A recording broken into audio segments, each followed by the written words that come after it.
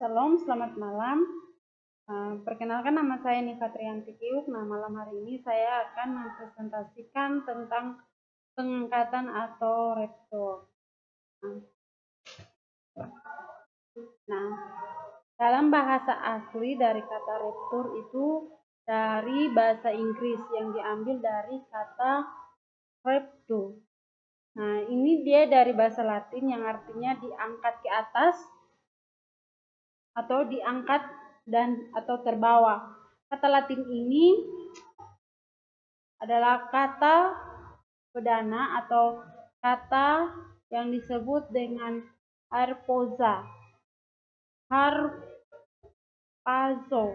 itu dalam bahasa Yunani yang artinya mengambil, dirampas, menarik, membawa, atau diangkat, atau yang dikenal sebagai pengangkatan. Rapture adalah suatu proses pengangkatan yang akan dialami oleh orang percaya yang akan dibawa ke awan-awan untuk menyongsong Tuhan Yesus.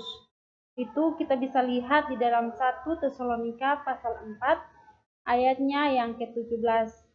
Nah, di situ menjelaskan tentang perjamuan kawin anak domba sebagai mempelai wanita.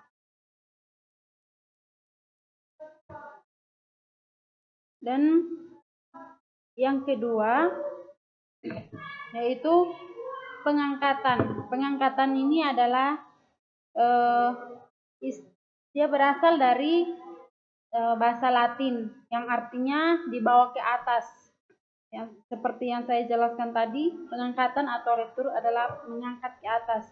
Itu sangat jelas dijelaskan dalam 1 Tesalonika 4 ayatnya yang ke-17. Nah, pengangkatan yang membedakan dengan kedatangan yang kedua dari Kristus yang diajarkan di dalam Yohanes 14 ayatnya yang ke-1 sampai ayatnya yang ke-3.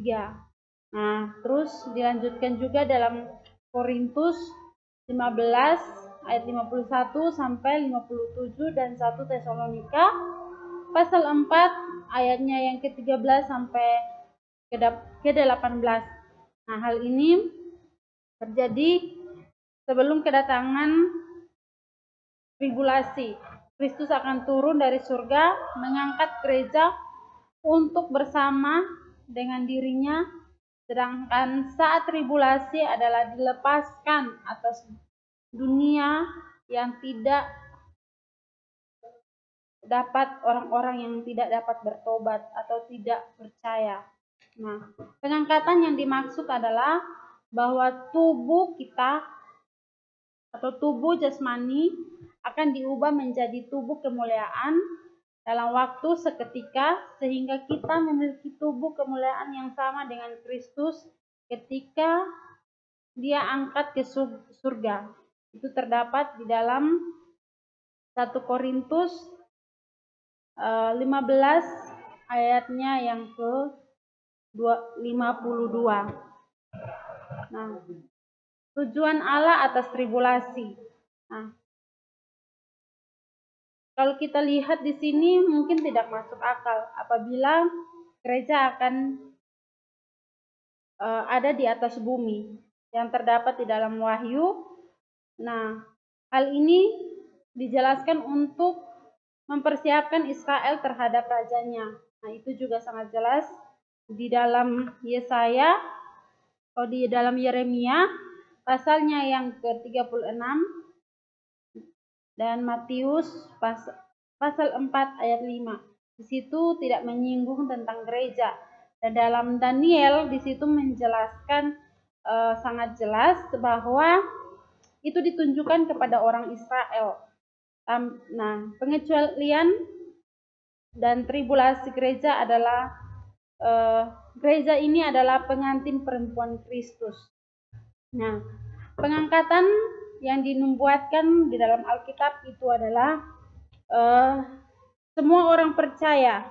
Biasanya nubuatan ini berlaku untuk satu orang atau satu bangsa, Tetapi nubuatan yang menyangkut pengangkatan ini berlaku bagi semua orang percaya pada zaman anugerah, dan pengangkatan ini mutlak, terjadi dan berskala internasional.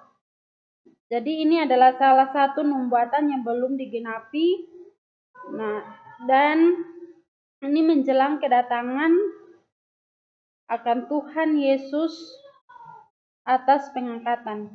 Nah, pengangkatan ini termaksud dalam daftar nubuatan yang belum digenapi, tetapi pasti akan digenapi seperti itu. Nah,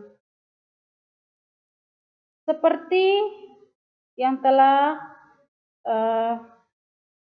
Tuhan melaksanakan untuk kedatangannya, yang pertama kali pengangkatan ini adalah program atau suatu yang tidak sedikit pun melibatkan rekayasa manusia untuk menyambut kedatangannya. Nah, hal ini